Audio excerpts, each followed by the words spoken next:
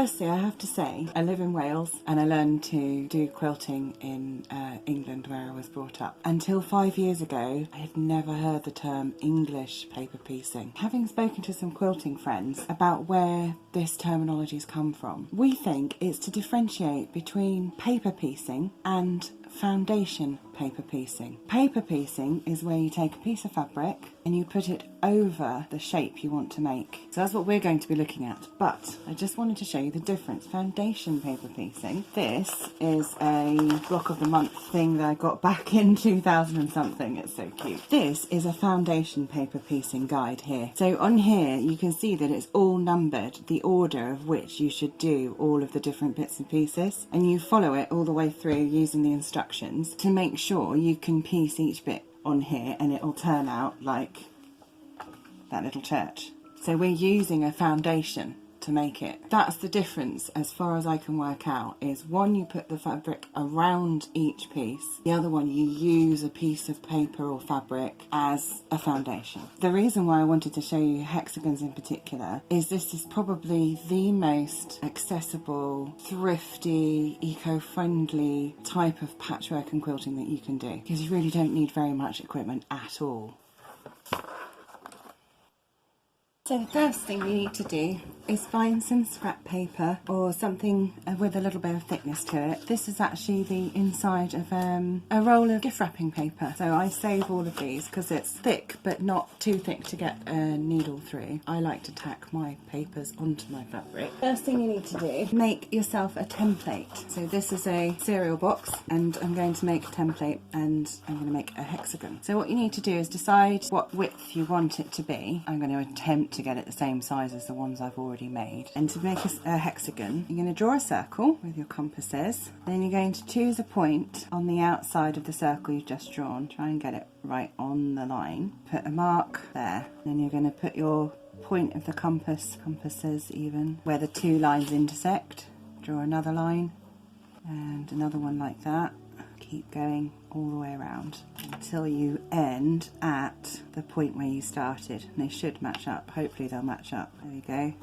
Pretty much in the right place. And then what you need to do is connect each one of these points with a straight line. And we're literally going to just connect those marks, and I find it easier to draw through them rather than end right in the right place. That way you can, it just comes up more accurate. So I don't know if you can see that on the camera. I don't know if that shows up, so I'll just try and freehand these lines. Okay, they're a little bit wobbly, but you get the idea. Right on this one, because this is the one that you're going to use over and over again, because if you make some papers and then you run out and you need to make some more and you've stitched in your template, you'll find that if you draw round one of your papers and then draw around another one of your papers, over time your papers will get slightly bigger. So write on this template and then cut it out.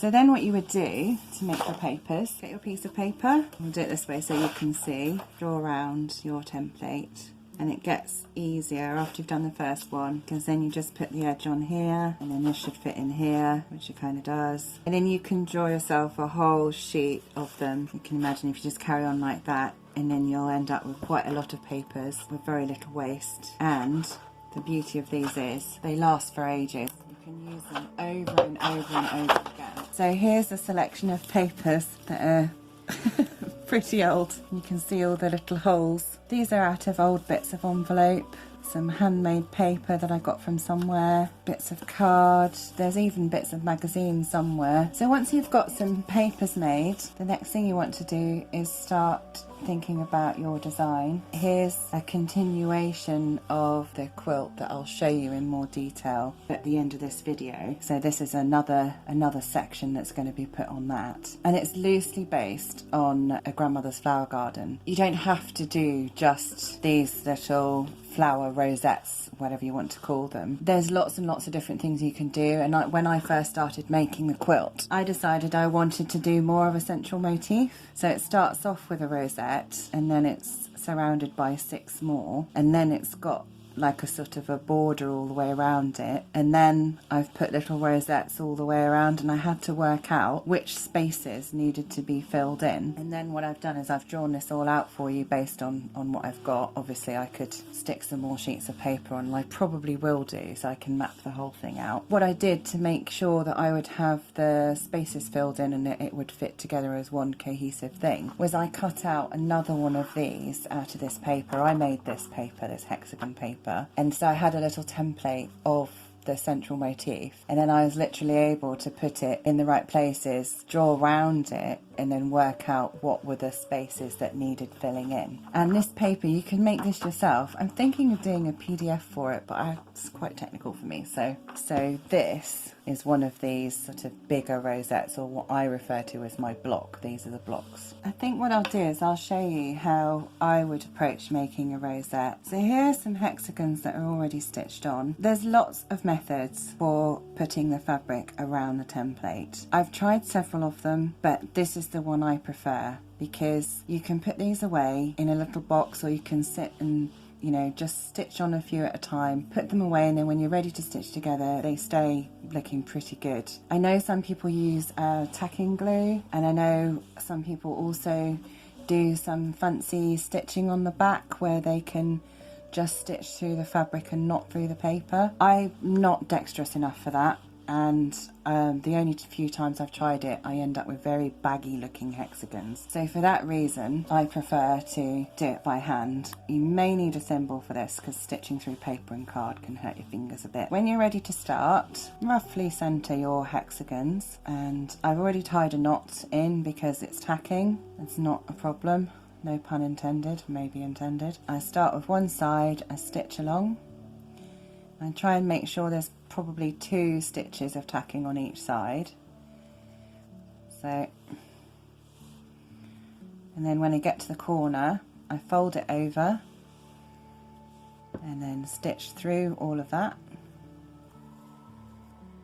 and hold that in place, and then just make sure that it hasn't wandered off too much, and you get a nice crisp edge there. You want to pull it firmly but not tight, not so you're bending the card. And then stitch through.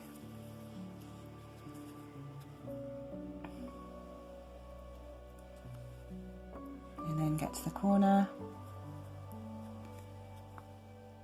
And stitch through again. That's holding it all in nice and in place. And I'll just finish up doing the rest of it.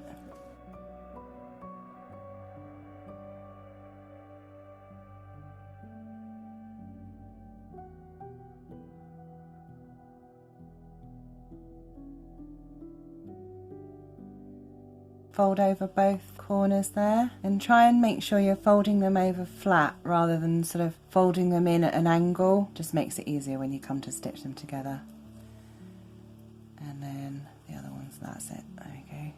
And just do a couple of stitches round just to sort of hold it in place, and then just snip it off and put that in your pile. So I need to do another 3, which I've got here, and then what you'll see I've done, this is the only time that you might waste fabric a little bit. These were all offcuts anyway off of a commission that I did about 10 years ago, but these specifically was a commission for somebody who was doing a holiday cottage, and I made lots of soft furnishings for it, and there was just like odd bits and pieces left. So this is perfect to use them up, and it's got these big flowers in the middle, and I thought they'd look really nice as the middles of my flowers. You can use up pretty much anything. So I'm going to go and finish stitching these onto papers, and then I'll come back and show you the next bit. I should have just said something when I said fussy cutting. I always try and explain what the sort of insider terms mean. So fussy cutting literally means being fussy about where you cut the fabric out. So instead of cutting just generally through the fabric, you know, like we've got some big leaves here and some sort of stems there, you make yourself a template and you cut out the size of the hole, so what this size will be. So it's a bigger template than this, it's a bigger hexagon. You cut this out, and then you can literally put it anywhere on the fabric and see what it's going to look like before you cut cut it out. And then you also, it means when you go onto the back of the fabric, you can draw around the template because it'll come out the size of your piece of fabric. With a little bit of care and attention,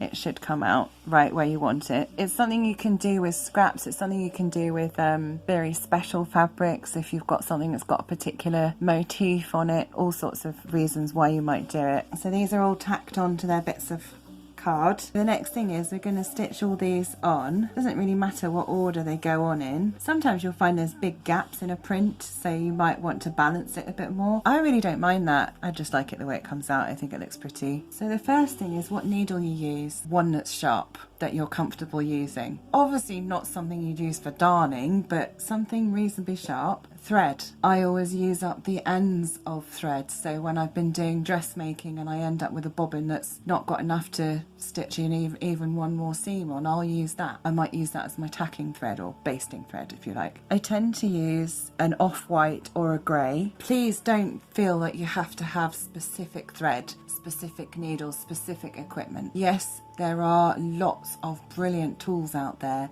There's even a hexagon rule, and I have one. You know, those are great. If you have access to that kind of thing, fantastic, really good. You know, you need to use special paper, and if you don't want to make papers, there's nothing wrong with ordering them from, you know, there's several businesses on Etsy, there's a few on Facebook. I'll try and put some links down in the description of people that actually make papers, so you could buy them.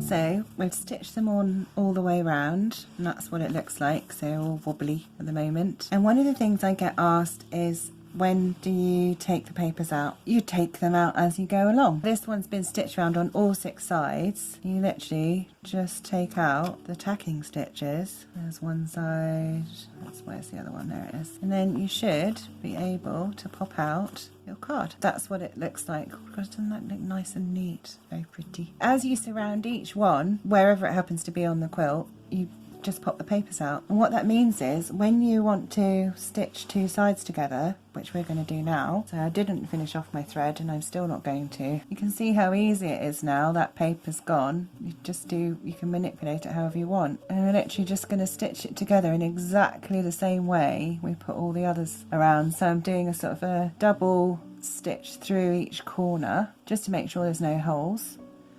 And then I'm going to whip stitch that all the way to the end, and then what I'll do is I'll turn around and come back probably to halfway.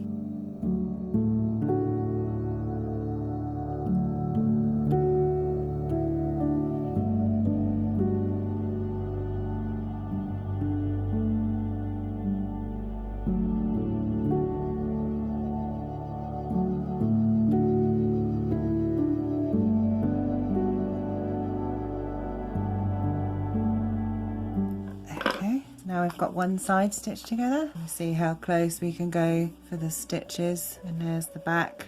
Very messy at the moment. I'm just going to finish doing the rest of these sides, and then I'm going to come back. I'm going to show you how to put it in here when you're joining a shape like that. Like, where would you start? How do you start? So I'm going to show you how to do that. So I finished stitching this one together. When I've done this before, I was aiming for the flower middles to radiate out from the middle. So when you're putting it together, the first bit that I'm going to stitch together is the one that fits furthest in, if you see what I mean. Because I don't like stitching random bits and inserting bits, but this particular pattern, it's the only way you can do it. But it's easy enough, so that's where it's going to go. So I'm literally going to flip it round. I'm going to put that on there, and there's going to be some quite a lot of easing of corners out, I think. You see where I've got my needle there? I've actually got through the loop on that corner, so I'm pulling that out to meet this corner,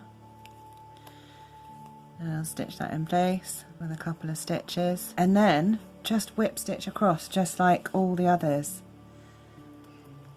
I have heard that some people use ladder stitch and keep the pieces flat, but I would be really concerned about how strong your seams are going to be if you do that. I don't think they'd be strong enough. Honestly, this way, you know they're stitched together, they're never coming apart. The only time you need to worry with hexagons at all about seams coming apart is before you finish the quilt. You need to just be a little bit careful, because you do end up with sort of hexagon round the edge, and sometimes there's quite a lot of extra stress at these points here. So here we are, we're getting into the corner here. Can you see that there? So I should just, exactly as I did before, just whip stitch right up to the corner, then find the 2 points and stitch them into each other, and just to make sure I stitch into it again.